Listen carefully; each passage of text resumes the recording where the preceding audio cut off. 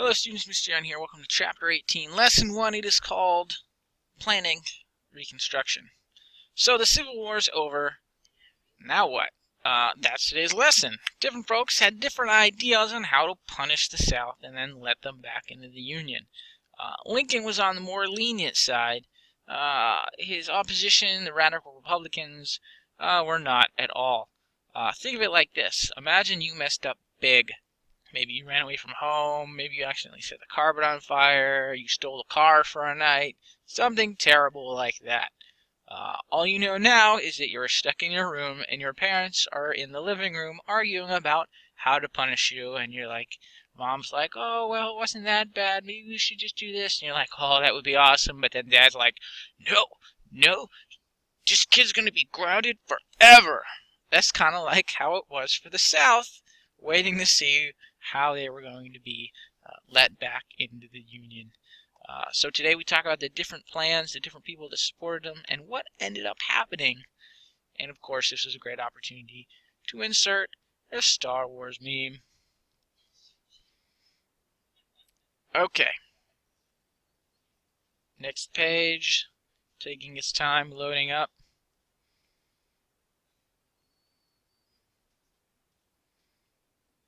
Just twiddle my thumbs here, kids. Come on now. There we go. Alright, so the South had been on the receiving end of a smackdown. They were broken, kind of bitter. Slavery was done for. They thought the Southern way of life was done for, and the South had physically been destroyed. They were basically at the mercy of Northern politicians. How is it going to pan out for them? The task of rebuilding the South and readmitting them into the Union was called Reconstruction. Now, there are a number of ideas on accepting rebel states back into the Union. We'll start with the 10% plan, which was Lincoln's plan. So Lincoln wanted to go easy on the South to help speed along this healing process, not to be like jerks gloating over them and spanking them and stuff like that. In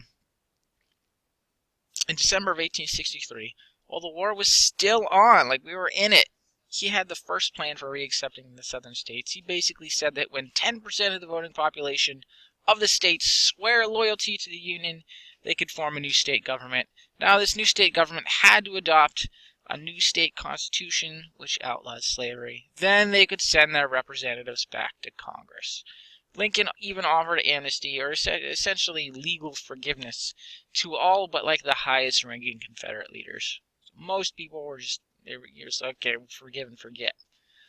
In 1864, Louisiana, Arkansas, Tennessee, they had all created these new governments with the rules of this 10% plan.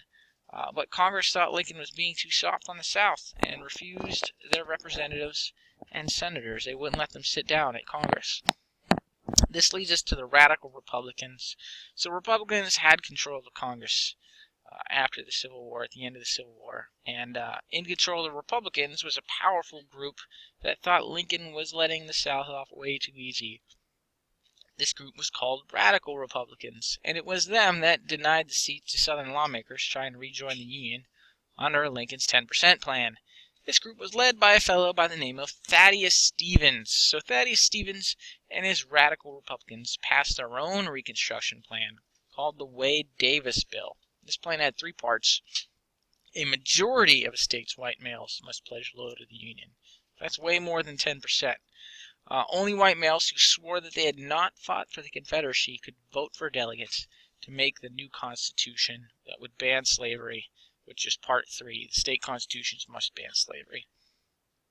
Lincoln thought this plan was far too tough, and he refused to sign it. And then Congress basically went into a break, and that bill, the Wade-Davis bill, Lincoln just kind of sat on it until it expired. And that's called a pocket veto. It's kind of like you turn your homework in for marking period 1 and in marking period 2. It's been too long. It's expired. It's not good anymore. I haven't had that yet this year, but you get my point. He let it expire, and so it didn't become a law. Lincoln prevented it from becoming a law. That leads us to the Freedmen's Bureau. The one thing all Republicans were able to get behind was the establishment of the Freedmen's Bureau. It was essentially a government agency created to help all the freed slaves transition into society that provided things like food, clothing, and education and medical care. They even helped freed blacks buy land, like farmland, find jobs, and they set up schools to teach everyone how to read and write.